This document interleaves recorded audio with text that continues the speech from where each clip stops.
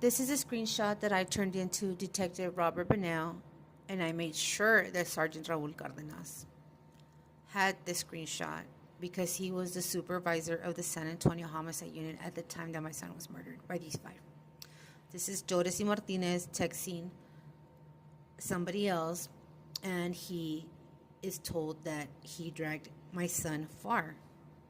Jodeci Martinez replies, "I didn't drag him. That was Jaime and the girls." So when I was told that the only three witnesses that there were the three females in the car, I turned this into the detectives.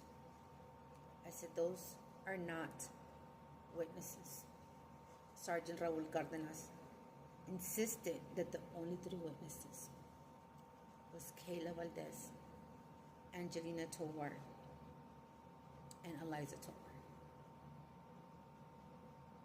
The ones that set up my son, where my son was murdered at, who changed their stories a lot of times, who didn't render aid, who dragged my son, just like the owner of the car that my son was shot in said in that screenshot.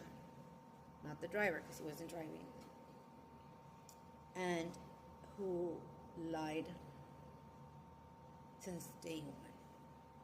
These females said that they did not know who the driver was.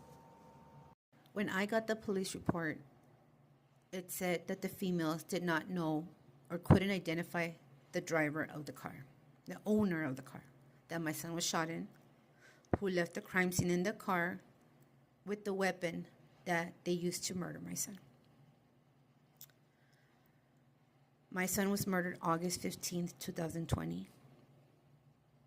If they were unable to identify who Jodeci Martinez was, Angelina Tovar and Jodeci Martinez were a couple, and this picture was posted on social media August 21st, 2020.